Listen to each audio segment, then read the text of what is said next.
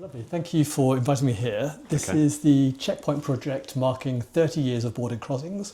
It's Wednesday the 29th of April 2026, we're in Beaconsfield. Could you introduce yourself with your name and spell it please? Where you were born and the year of your birth please? Yeah, my name's Simon Shand, Simonshand. I was born in 4th of October 1968 and I was born in London in Hammersmith. And for someone who is listening rather than watching this, how would you describe yourself? I would say I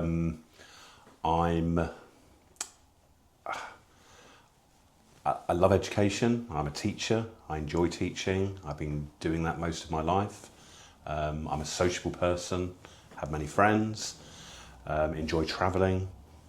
I married to, my wife's from Mexico, so I enjoy different cultures and experiencing that. I have many friends from different cultures, and yeah, I relish the opportunity to get to know new people and to get to know their cultures. And for someone, paint a picture of, like, if someone encountered you, who were they meeting? What do you look like if they were trying to find you? As in what I actually look like? Yeah. Okay, white male, 6'1", slightly big build, and yeah, hopefully with a happy, smiley face 90% of the time. Lovely. So you mentioned teaching. Tell me a bit about what you teach, who you teach, how you got into that. So I'm a primary school teacher. I used to teach in a school in West London, in Chiswick, for the majority of my teaching career. I got into teaching not straight away at the age of about 30 years of age. I used to work in finance before, wanted a change of career, and it was the best move I ever did. I thoroughly enjoy it and still enjoy it to this day. I moved up the ladder, so to speak, so I became head of maths, head of PE, then I became assistant head teacher, then I became deputy head teacher, and eventually became head of school. I decided about just under 10 years ago to come and teach where I live at the moment rather than travelling to London every single day. And I now live in a very different type of school in Buckinghamshire in a village called Flackwell Heath, which is very different to the school in Chiswick. I'm now teaching rather than managing, but thoroughly enjoy going back to what I started doing. And you said you've changed school. How do those two schools compare? The schools are completely different in terms of the types of children that they have there. The school I had before was very diverse, children from a complete mix of backgrounds. I absolutely adored teaching there, probably more than I do teaching at this school here. Reason being, I just have the privilege and experience of working in a school where children and parents and the community just came from so many different places from all over the world. And I just think personally, I think that's a recipe for success. Everyone learns from each other. Here is a very different school, and I have to recognise that. And it took me a while to adjust. It's not so culturally diverse. We do have particular groups of children because we're near High Wycombe. And I enjoy having those particular groups of children in the school, but it's nowhere near as diverse as the school I used to work in. And tell me a little bit about how you encountered border crossings, what got you involved with them? I fortunately got involved with border crossings through a parent who was a governor at the school, Lucy Dunkerley, and she approached me and said, can we have an arts week, a whole week in the school, with regards to performers coming in, artists from all over the world. And I sat down with Lucy and we created a timetable which was agreed by the head teacher at the time, completely off curriculum for the whole week. I must say it was the best week of teaching that I've definitely ever experienced. It was incredible to have all these performers coming in. and for children to to learn from all these different people that come from all these different countries, and they've kept their cultures going and their heritage going. It's invaluable what they experienced in that particular week. So you said you were creating that timetable, the schedule together. It was very difficult because it was you're trying to so many performers coming in, and you want the children to have the best opportunity to see as many different artists as possible. But we managed it, and we had the artists coming in. We also went to the cinema in Richmond on one occasion. The whole school caught the bus there, and 2 buses, and had the opportunity to see a film that was set in New Zealand, and that again it enlightened them or told them about the culture from the Indigenous people in New Zealand, and they learnt from that. And so there were many different things in school and outside of school. What point in time was that? Was that recent or? This was quite a while ago. So this was about 10 years ago that the Border Crossings very kindly came in, and they had their 20th anniversary. So there were many. I think they had lots of opportunity, maybe a bigger budget in a way to celebrate all the work that they'd done. So, and having Lucy Dunkerley as a parent, we were one of the schools that had the opportunity to have these artists come into the school. And what was the process of arranging that? I'm just wondering, were there highs and lows in that? Was it all smooth sailing? Were there difficulties along the way? In that particular week, there were no lows. Honestly, they were just so many different people doing different types of projects.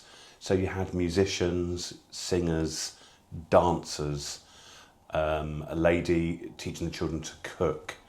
They had an artist making a whole school project with tiles. It was just endless, and there were no lows. You have a couple of late evenings trying to organise everything, but Lucy was fantastic, and thanks to her, it went so smoothly. It was brilliant. And what are your memories of the children's experience, their engagement with this?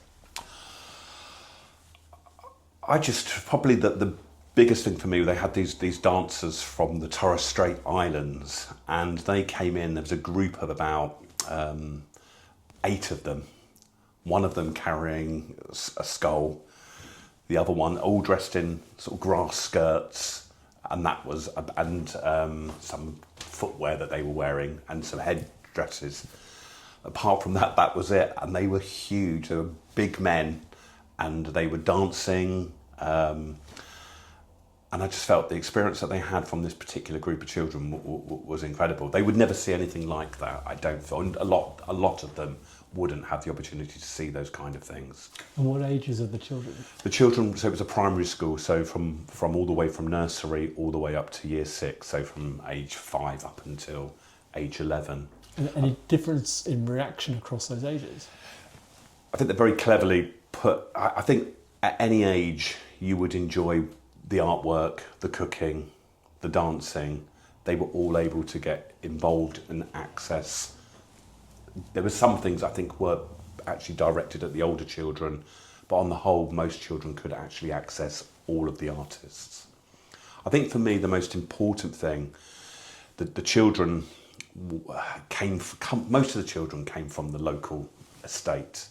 So they probably, or a lot of them, may not ever have the opportunity to see those form of artists, or they may never do it. So I kind of felt that they were given the opportunity when in their life some of them, and maybe a lot of them, may not ever get the opportunity to see those kind of things. Or because a particular group came in, it might encourage them or give them that excitement to experience different works of art or art forms later in their life. So it might be the spark that encourages them to carry on enjoying the arts.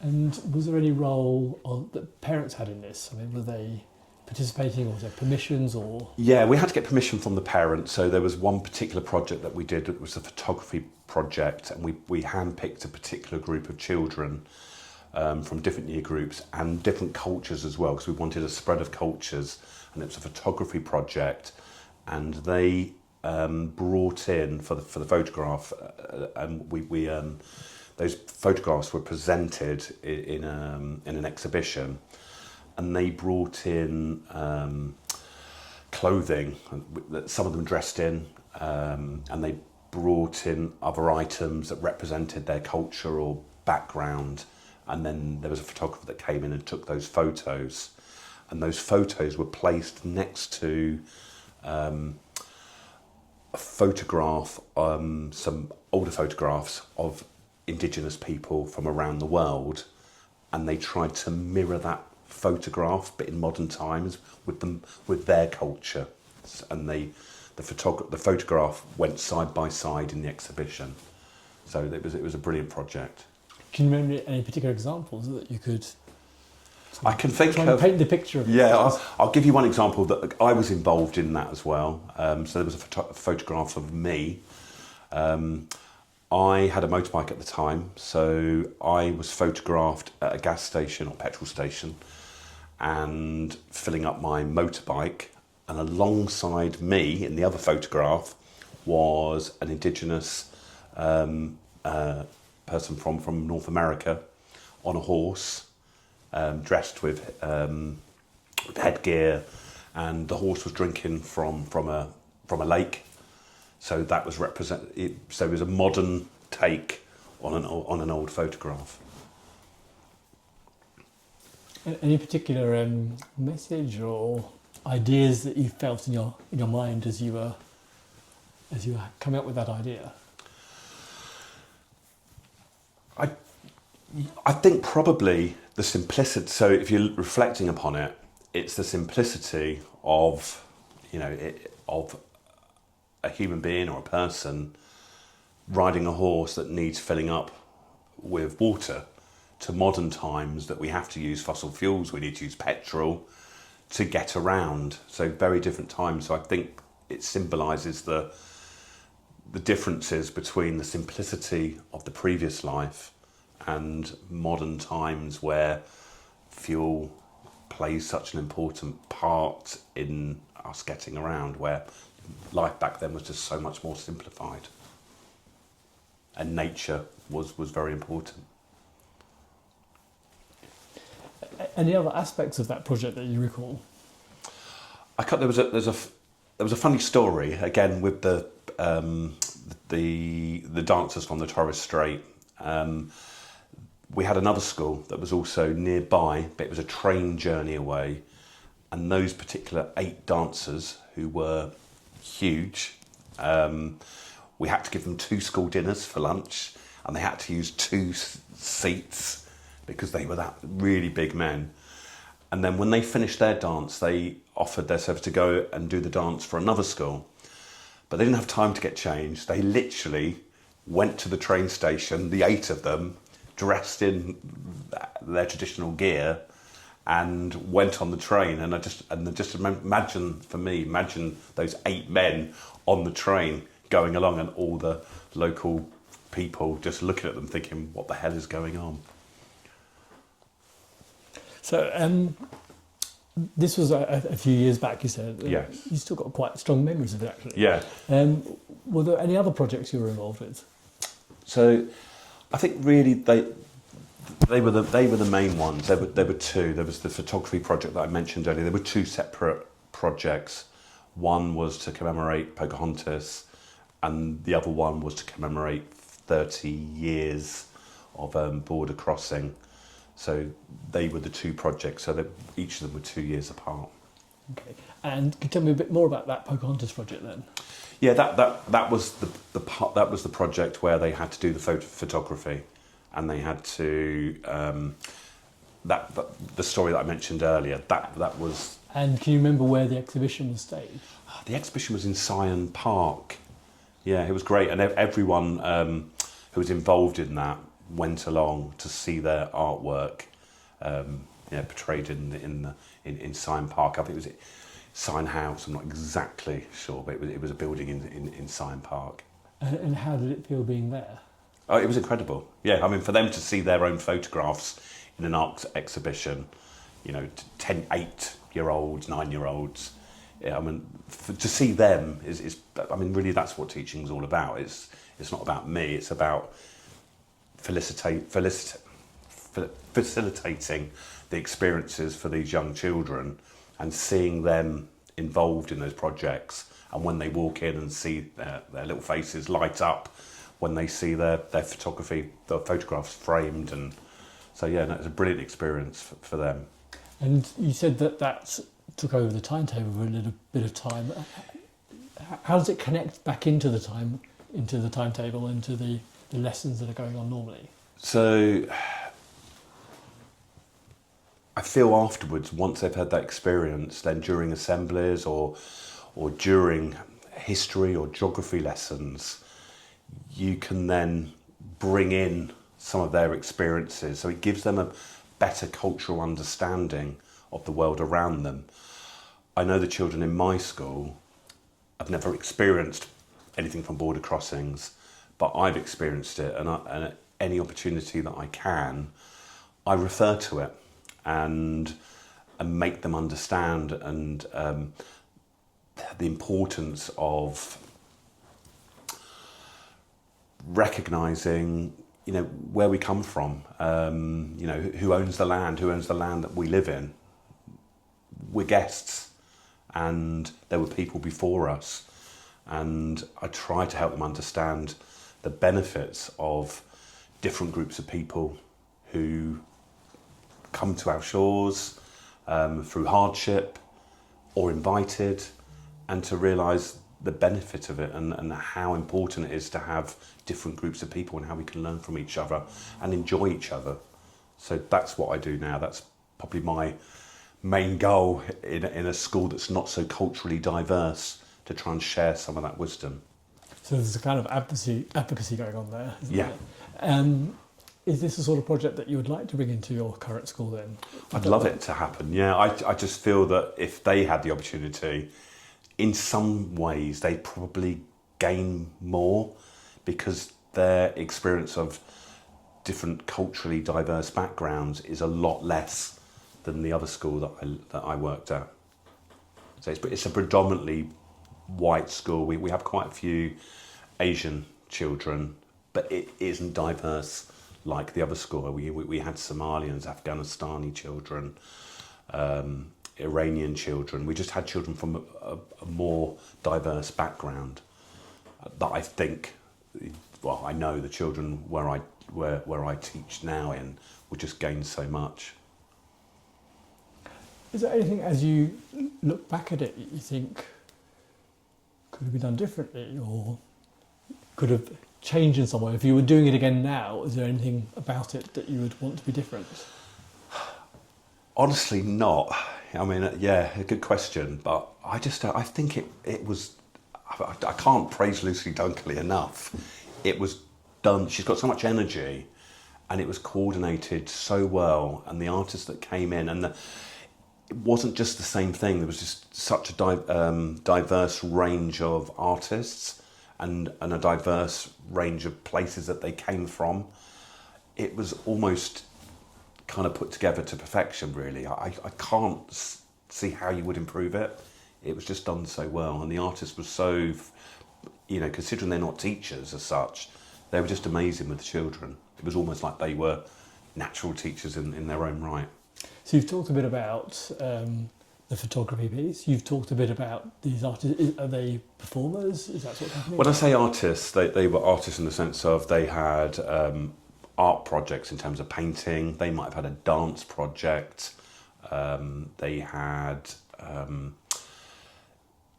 musical instruments. They might have been performing what they could actually do. They had to cook. They had someone from Mexico who was teaching them how to cook things. They had a lady from Mexico who was teaching them about Day of the Dead. So they did some artwork around the Day of the Dead. So it's just given them lots of opportunity of experiencing things from all these different cultures. And so you also mentioned cooking as well. Yes. Tell me a bit more about that. So the cooking, goes such a long time ago. If I remember rightly, it was a lady again from Central America, North America, if I'll be correct, because it is Mexico. And to be honest, I can't 100% remember. Yeah, because it was such a long time ago. The exact things that they cooked, but they were all involved. And she went around the different classes cooking. I believe it was something from Mexico, but I honestly cannot remember. Sorry. Okay. So there's the cooking. There was the artworks, the Yes. photography exhibition, some kind of performance. Yeah. Any other elements that we haven't covered off there? I think that covered everything. I think it was basically opportunities to listen, opportunities to watch. They had people from New Zealand, doing the haka. But what I felt was great for them, a lot of children just see the haka at a rugby match, and it's not just a rugby match. For the New Zealanders, it's a very important dance that means a lot to them. So men and women do the haka, and the children didn't realise that. So it was great for them to realise that it's men and women, not just men that do that. And they explained the significance of the haka.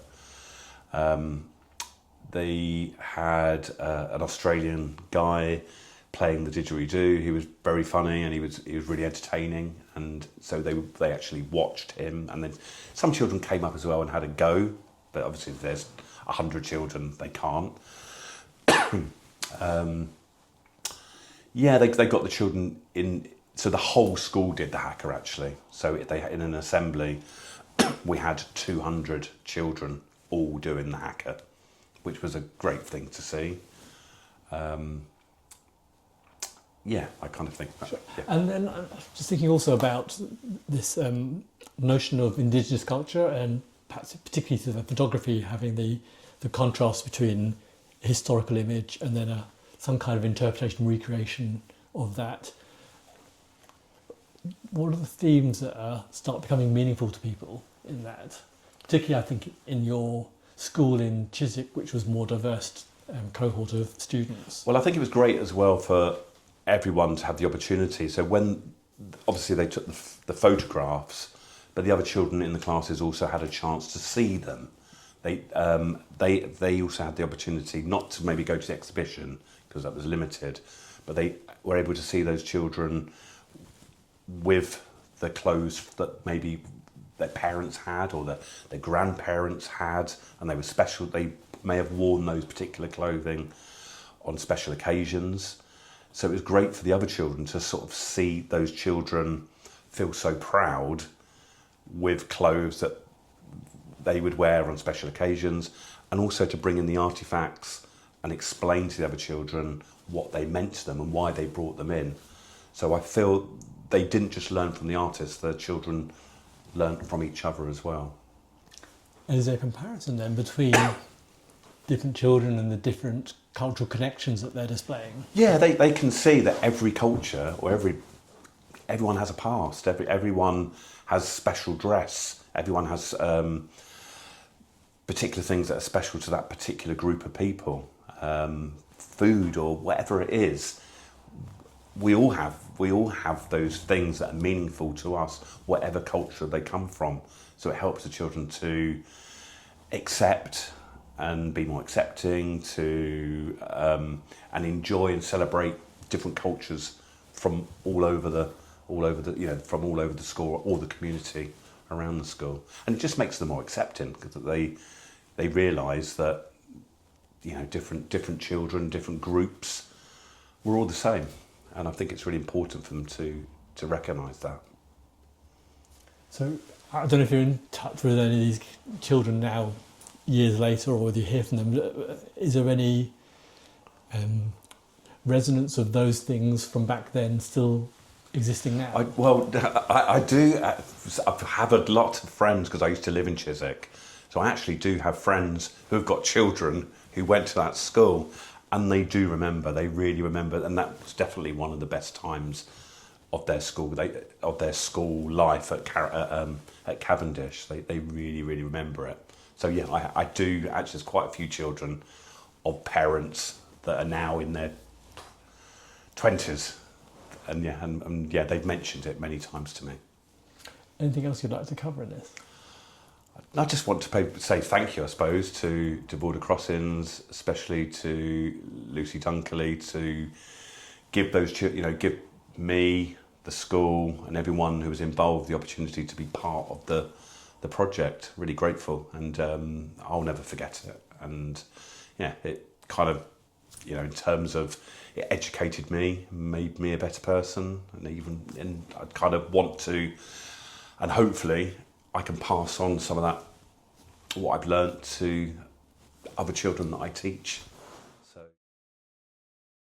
I just I've got this little figure from one of the artists that came into the school and told us the story about these figures in Easter Island, and he gave me one, and I've kept it. This, just 10 years on, and it means a lot. I keep it for, I'm not that superstitious, but I keep it for good luck, and I felt really sorry for them, because the British, the colonial British, went and took one of them, and it means a lot to them, but we're not going to give it back, it seems, and they've asked for it back, but it's been refused to give it back to them. But yeah, no, it meant a lot, and they were brilliant to me and to the children, explaining what these figures and statues mean to them. Tell me a bit more about what it means to you then. You've kept it, you're treasuring it. Yeah, I suppose in a way that's what the whole project meant to me, that it really did mean a lot, and that maybe symbolises the fact that it did mean a lot, that I kept something and I've still got it 10 years later. Yeah, I was educated by them, because you sometimes go to the museum, you see all these things from ancient Egypt, but we basically went over there, well, not me personally, but the British went over there and stole them, and it's theirs, but we keep them. So there is that dilemma: do the British give it back to them? And maybe this figure was the most significant to me, because it's a small island. That's what they have, and then these statues mean more than just a statue. They're very special to them, and they have and